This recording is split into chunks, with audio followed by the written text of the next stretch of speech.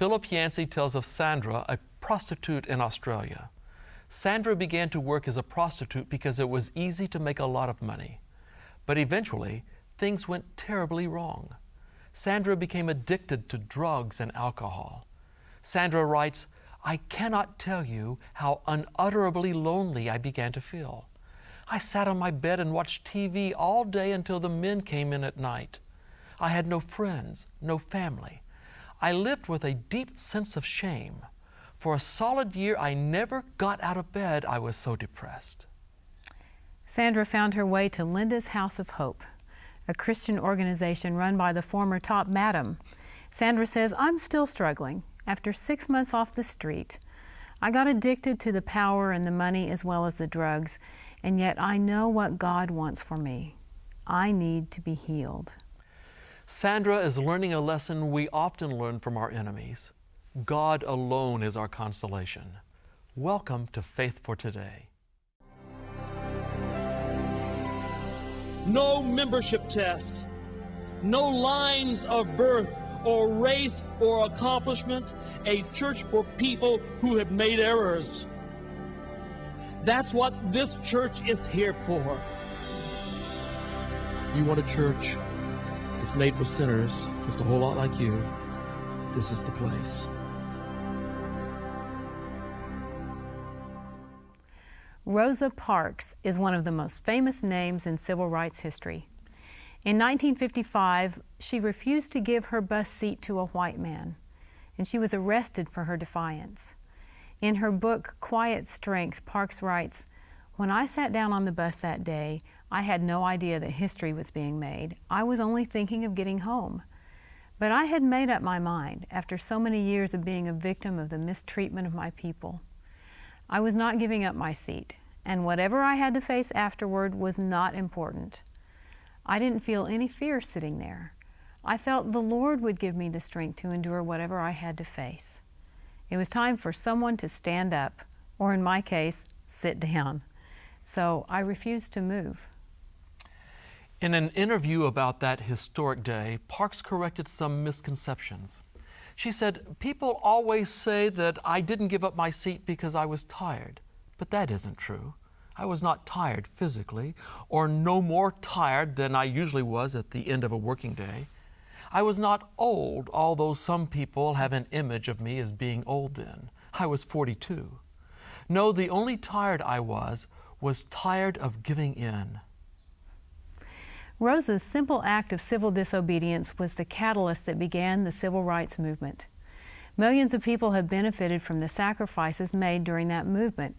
And of course, Rosa Parks has been revered by many for her courage that day in 1955. But if you think that her bravery would result in an easier life for this woman, you're wrong. Rosa continued to suffer prejudice and resentment for many years to come. In fact, it was just a few years ago that Rosa's apartment was burglarized and Rosa was severely beaten. A young man, an African American who has benefited from her sacrifice, was the guilty party. This young man beat the woman whose sacrifice had given him a much better life than he would have otherwise had. Rosa once again was reminded of the lesson she had learned so many times throughout the course of her life. Our consolation will not be found on this earth. God alone will be our consolation. In just a moment, we will read how Job learned this lesson. But first, let's join the Arlington Seventh-day Adventist Church for praise and worship.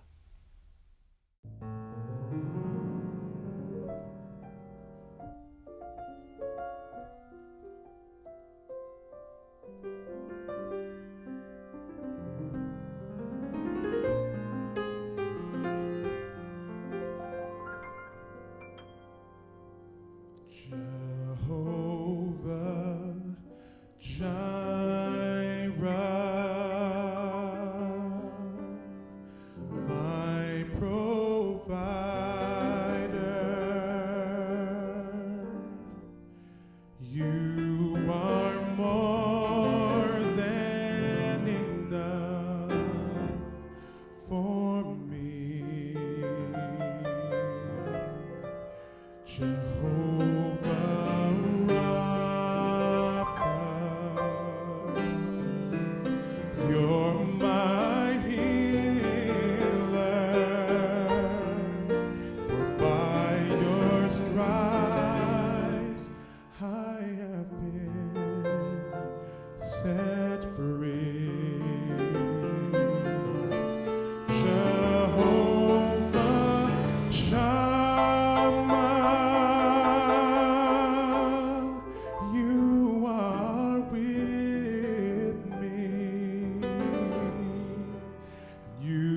supply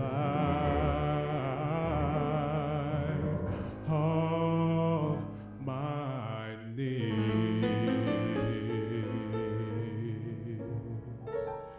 You're more than enough, more than enough. You are more than enough for me.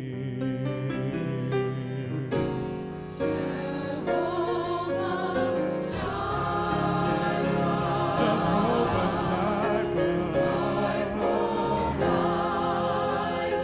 my provider,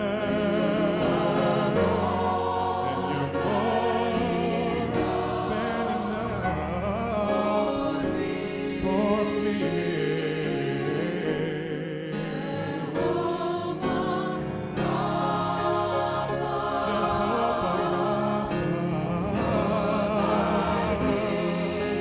Lord, you're my healer. By your stripes I've been set free.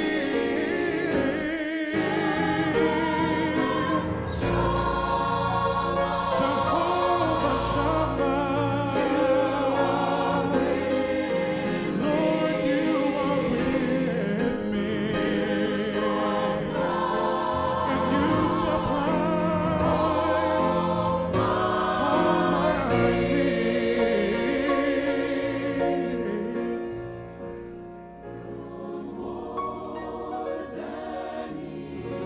More than enough. More than enough. More than enough for me.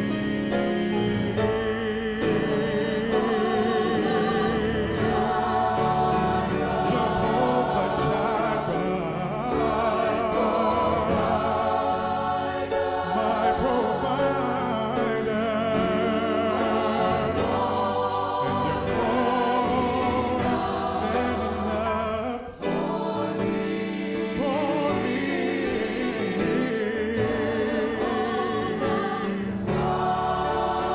Jehovah Rapha, Lord, you're my healer. By your stripes I've been set free.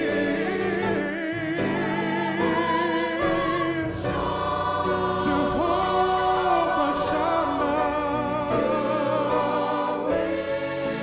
you are with me. You supply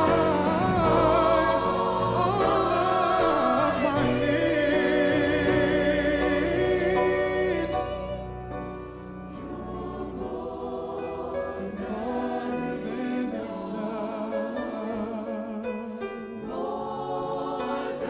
More than enough.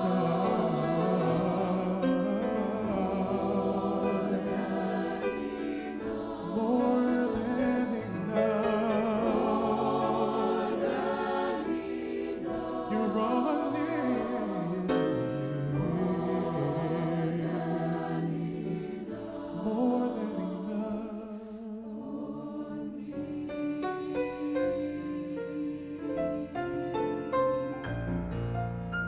You're more than enough for me.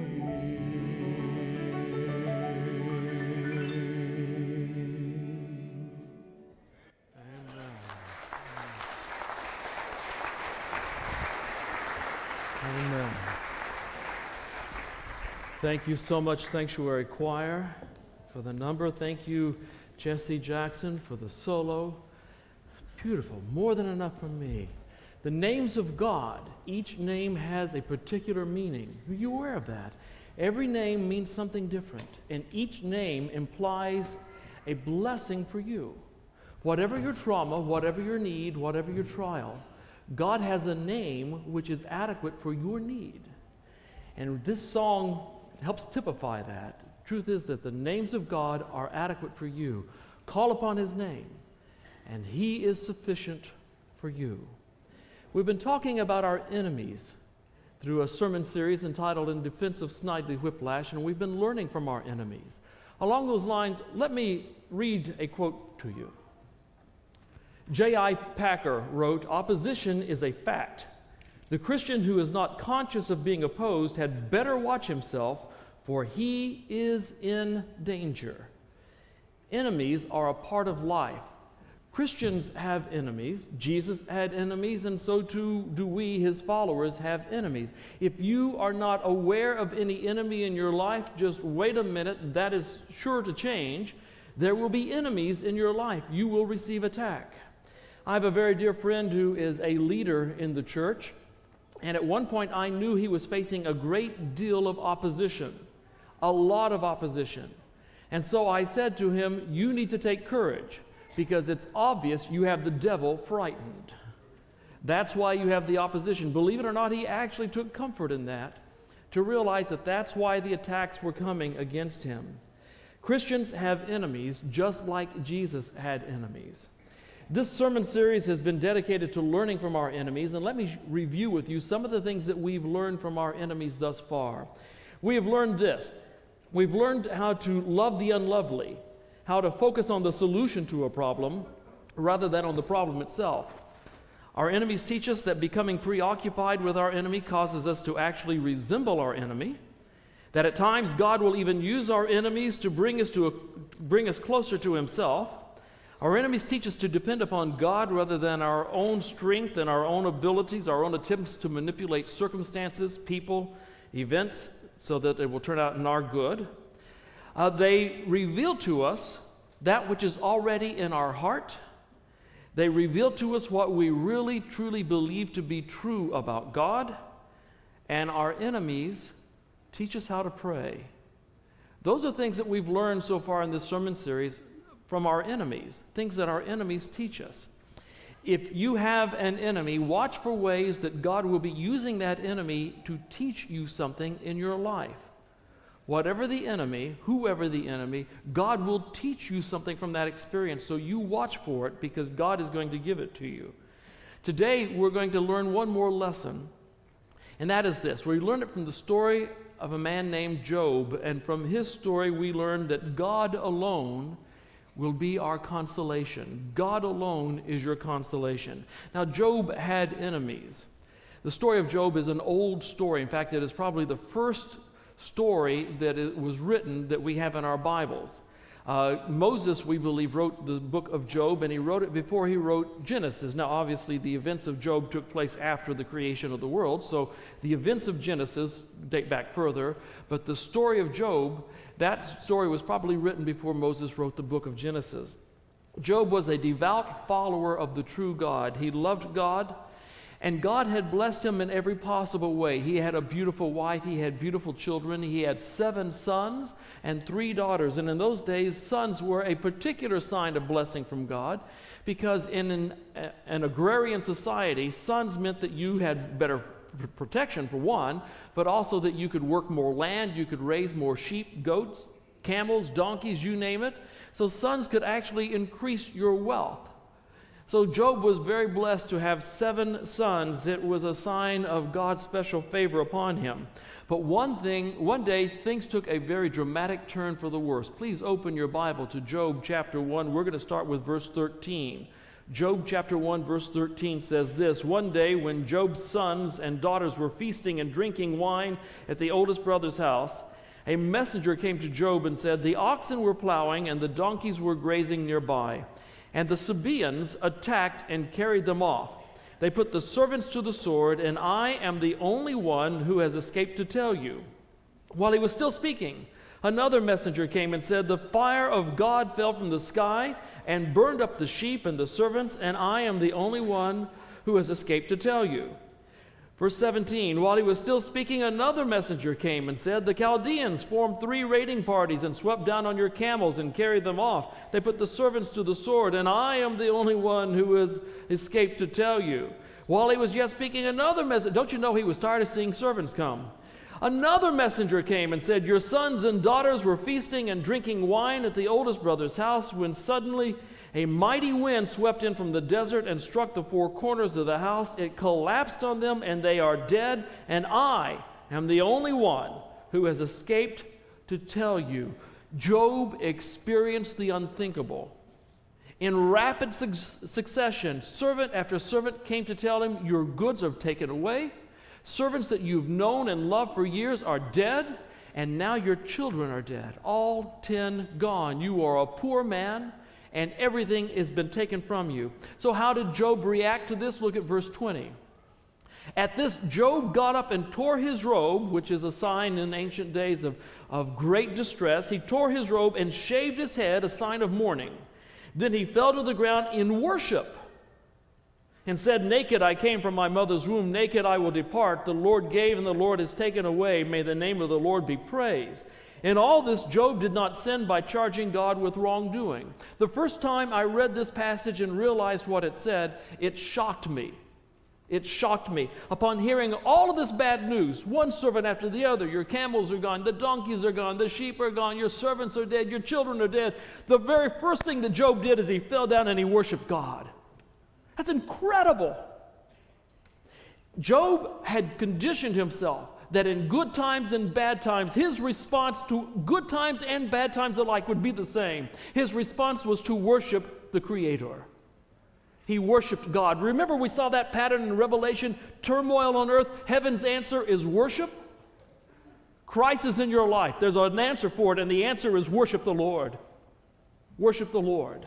That's what Job did, and it's an amazing response of this man to fall down and to worship God in light of all the losses he experienced. And I don't know that I've ever seen anyone who's experienced that much calamity that quickly, that close together, that compacted. The closest thing that I've ever seen that comes to my mind is when I was a hospital chaplain.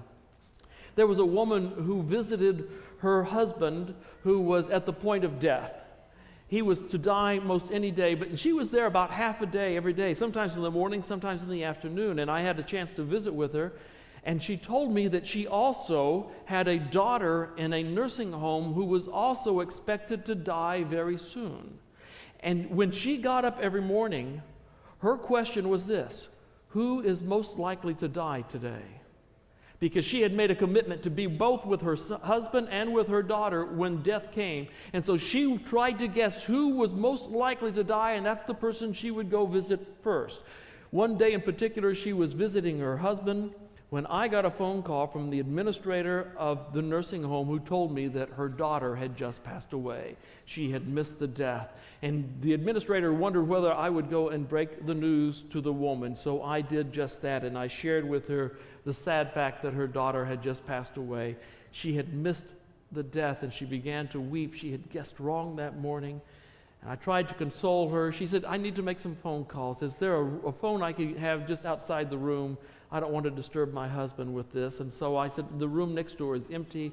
I made sure the phone was working. She took about 5 minutes to make a couple of phone calls. She came out. She said, I want to go visit my husband again. We walked in the room together, and her husband was dead. She had missed both deaths.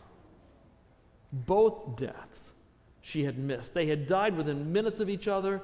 She had missed them both, and she just was inconsolable. And then, of course, the words that came out were understandable. The words were, why would God let this happen? I've given so much to make sure I could be at both deaths. I wanted to be there. I did not want them to die without me, and He didn't let me be present for either death. Why would God let that happen? Her response was very human, very much like what you and I probably have responded in similar times. But Job's loss was even more devastating than was this woman's, and yet his response was entirely different. He said, I'm going to give glory to my God. I don't understand it. It hurts like crazy. I've never had anything hurt this badly before, but I'm going to give glory to God. There is no death that hurts like the death of a child. The death of a spouse, you know that you got a 50-50 chance there. We all expect we're going to bury our parents. But a child, Job lost 10 kids. And yet his response was, I don't understand, but I'm going to worship my God. That's incredible. But his tragedies were not yet finished. There was more coming. His body was attacked by boils, painful boils from head to toe. They were on the bottoms of his feet. They were on his legs. He could not stand because there were pressure points where boils were on his feet. He could not sit down because there were boils there as well. He could not lay down because there were boils all over his body. Every place he tried to be, he tried to have contact with the earth or a bed, there was a boil there, and it caused him excruciating pain. He was in tremendous pain, body racked with pain. Not only had he lost his children and his wealth, but now he had lost his health. But his difficulties did not even end with this. His wife, who had been his life's companion all these years, who had been the mother of his 10 children, what did she do to help in this situation? Look at Job chapter 2, verse 9. She said, and his wife said to him, are you still holding on to your integrity? Curse God and die. Thank you so much, sweetheart. You'll never know what a comfort that has been to me. Curse God and die? What are you doing? God hates you. You might as well die. Boy, it makes me feel warm and cuddly. I tell you, you always know how to bring... Can you imagine this? Can you imagine? And if that's not enough, his 3 best friends come over to see him. Now, at first, they did all right. They sat down and shut up. You can't make a mistake if you show up and shut up. That's what I tell young pastors. If you want to learn how to visit someone who's in trauma, show up and shut up, because that way you're not going to say anything wrong and they can never say you weren't there. Show up and shut up. They did that at first, but then they opened their mouths, and that's when everything went south. Because they were absolutely, positively convinced that all of this tragedy had befallen Job because of some deep, dark sin in his life, and they were bound and determined to figure out what it was. They wanted a confession from him, and they pestered him, and they bugged him, and they became aggressive with their attempts to find out what all this was like. What is causing all of these tragedies to come? God must be punishing you for a reason. Now, all of this happens in addition to the things we've already talked about. And unless you should think that Job was something other than human, they've included something else in this book. Look at chapter 3, verse 1. Thank goodness this is here, because it lets me know that Job was about as human as anyone else. Verse 1, it says, after this, Job opened his mouth and cursed the day of his birth. He said, may the day of my birth perish, and the night it was said, a boy is born. That day may it turn to darkness. May God above not care about it. May no light shine upon it. May darkness and deep shadow claim it once more. May a cloud settle over it. May blackness overwhelm its light. That night may thick darkness seize it. May it not be included among the days of the year, nor entered into any of the months. May that night be barren. May no shout of joy be heard in it. You think this man's depressed or what? This is depression. This is anger. This is agony. Of course, his whole life is gone. His health, his wife, eventually she ran off. His friends, everything's gone. You can hear the depression, the grief, the despair in Job's voice. And he was just getting warmed up. You want to read more of his lament? Check out the book of Job. It goes on and on and on. We just scratched the surface here. His pain was incredible. If Job had expected his friends to lighten his load, he was sadly mistaken. They did not lighten the load, they made it heavier. Job learned a very tough lesson. When tragedy strikes, when your enemy does his best, you've got but one friend, and that is God and God alone. He is your consolation. Job looked to his wealth, perhaps it was gone. He looked to his children, they were gone. He looked to his wife, she skedaddled. He looked at his friends, they condemned him. He had one place to turn, and that was God and God alone. Wealth gone in a day. Job found that when his enemies did their worst, God would do his best.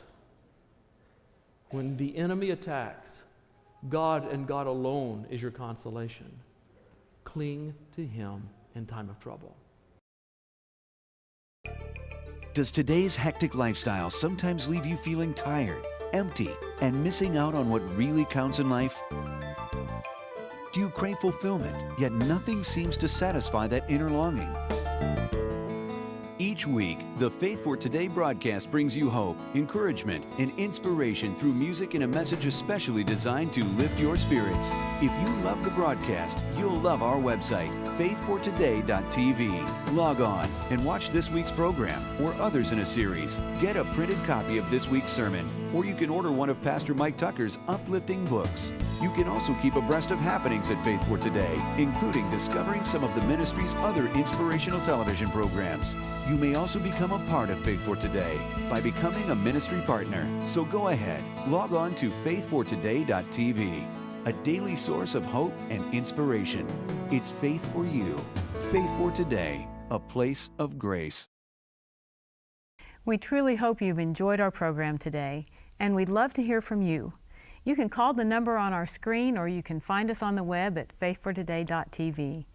There you can watch this program or previous programs. You can learn about upcoming events, you can make a donation, or you can purchase one of Mike's books. But more importantly, you can just get in touch with us and let us know if you enjoyed the program, and you can leave a prayer request for our prayer team. Thanks again for watching, and we'll see you again next time on Faith for Today. I must choose which way to turn.